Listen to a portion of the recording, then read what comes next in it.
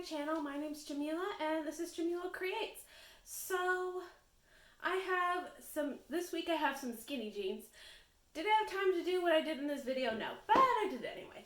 So I have some skinny jeans. The fit on them is really great. I haven't been able to find jeans that fit quite like these. I'm wearing them right now. And my other pair of jeans, spoiler, I'm wearing them right now because they're finished by now. I'm doing the intro after everything.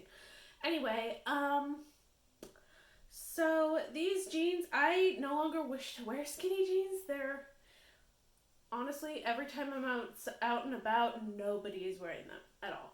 The people who are wearing jeans are wearing for flared leg. Which it's fine to do something different than anyone else, but I don't know, it made me feel like I was sticking out in a bad way. Again, it's fine to keep them if you love them. Just you do you. But if you're like me, or you go to the thrift store and find that it's like all skinny jeans because people are now giving away their skinny jeans or something, this is a great tutorial for you because I'm turning the skinny jeans into flared leg. Disclaimer here, in this particular video, we're doing it with non-matching fabric. Now, when you do this, you're going to have a hard time finding a fabric that's an exact match to your skinny jeans anyway, unless you find like two identical pairs at the thrift store. But I'll do a future video where I teach you how to like sew jeans to make a flare jean by using other jeans to flare it. I might have already done this video with a different fabric, but we'll see. I might make that video short.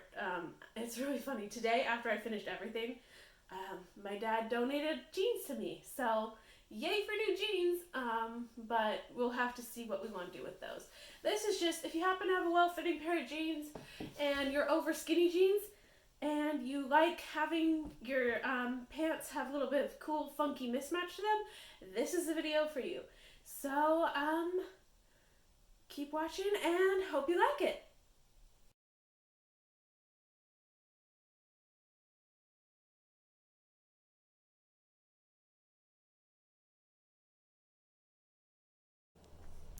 The first thing I did was put a pin at 15 inches from the hem, and I'm going to do that on both sides of the leg on both legs. Right, now I'm going to seam rip from here to here and from here to here. The first method I'm going to do involves four 9-inch by 9-inch squares, and I just measured that because I measured how far apart I wanted these, and then I measured from the base of this down, and it's really important that you add something to it. I just rounded up to the next inch and then added another inch, but you guys see yourself, and this one is the smaller one, and then the next one is going to be the bigger one, but I'm going to actually make a rectangle pattern for that. So it's also important, you see how I kind of messed up here. I'm just going to go ahead and iron this. I cut it, but I cut it making sure to feed into where it naturally goes so that it stays pretty much the same. I'm going to do that for this side too. And then this other side, I think it's fine the way that it is. It doesn't look the prettiest on the inside, but we're going to be covering that up. Okay, so this angle is wonky, and I'm sorry for that, but there wasn't much I could do on that front. I tested out once, and this is how it went, so I'm going to show y'all on this side. I did do a little oopsie. I didn't leave as much room for myself as I would have wanted, so it's not going to be as sticking out as I would have wanted. Sorry, I thought I had this right, but basically the reason why it's a square and why it being a square makes it easier is that I can trim it down after I sew it on. So I'm going to show y'all what I did here, and we're all going to be cool about me being in my pajamas. If you have a piece of cardboard, it would probably work a little bit better and also not do mad glare on the camera and my eyes. So we want this folded like this, so I'm just going to trim this a little bit. It's sticking out. There we go.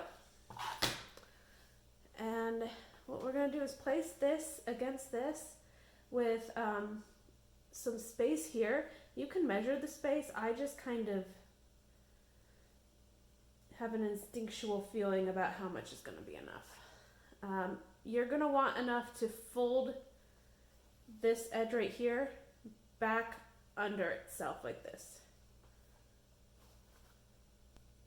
I'm not sure if that's showing up, but I'll show you later. And then the other side, I'm going to do the same thing.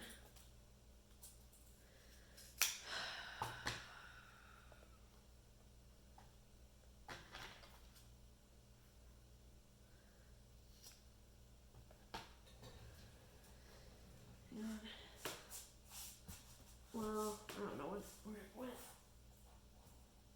There we go.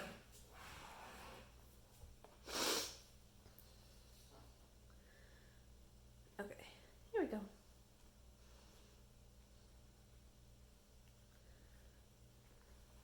And then we're going to true that up the sides and make sure that on the inside, this fabric, the striped fabric, is completely flat.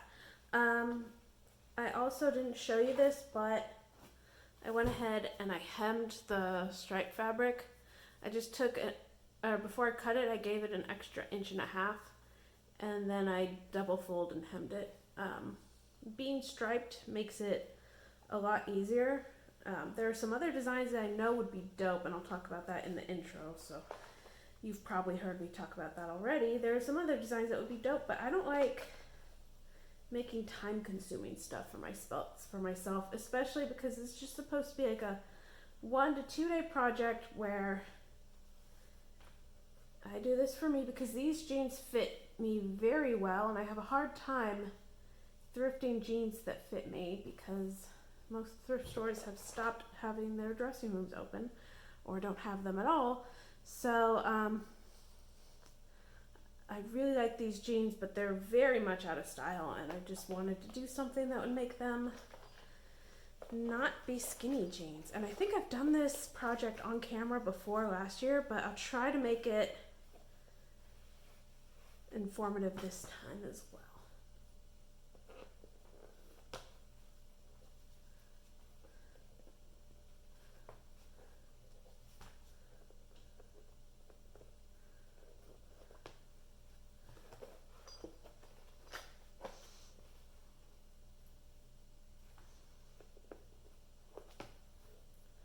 And there we go. I'm going to do that to the other side of the pants, and we're going to run a straight stitch right here. The closer you get to the center seam on this straight stitch, this top stitch, the better. So I'm going to want it like really close to this folded edge because that gives me more room on this side to fold this backwards. I'm also going to have to trim this because it shouldn't stay a square.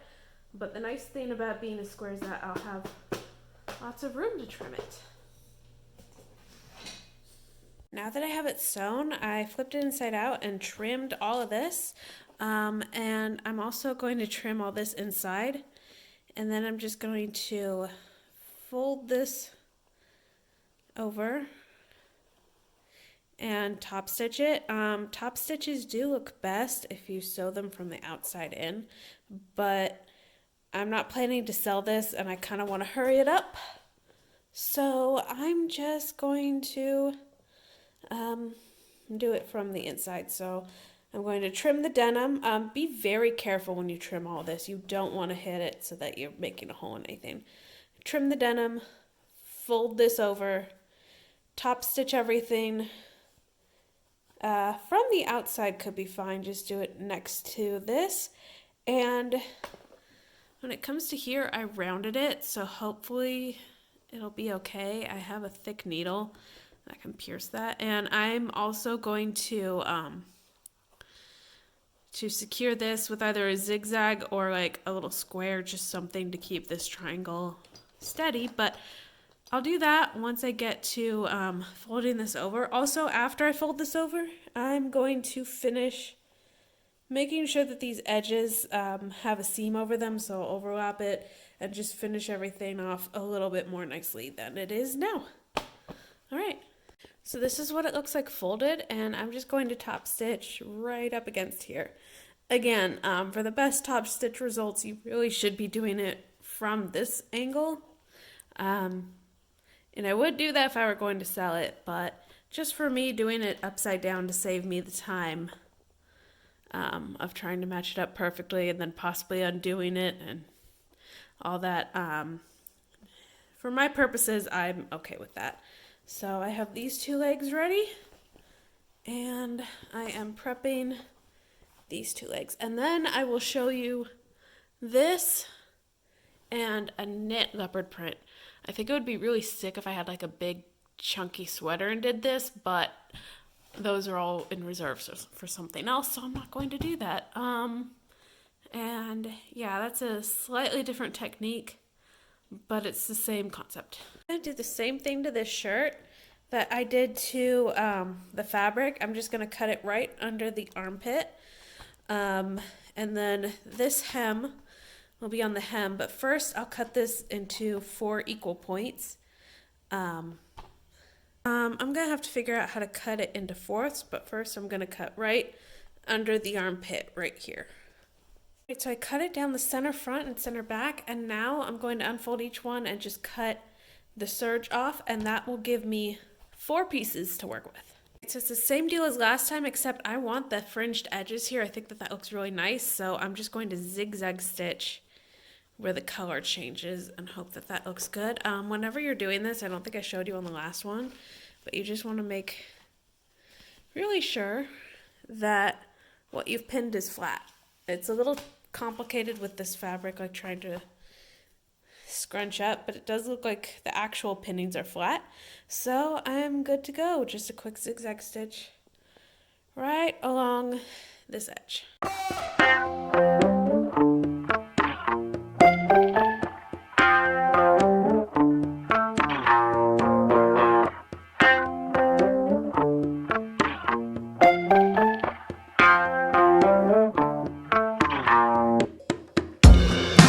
The video. Again, I might upload a short where I do the same kind of technique with jeans, especially the frayed edges. I think that would look really neat if you like style different jeans over them. I don't have the time to make more stuff for myself right now, but that would be really cool. So I'm gonna do that on a short eventually. And I've seen people walking around with like patchworks sewn in on the flare of their jeans, so that is something I really want to try too. But if you want to buy my stuff or visit me at one of my markets in real life, my next one is the 7th, Saturday, December 7th, 2024 at Sunrise Nursery in Winterville, and I'll have the info for that linked below. I also have on the 22nd of December, there's the last minute market at Authentic, and I have one more market in the works, so cross your fingers for me.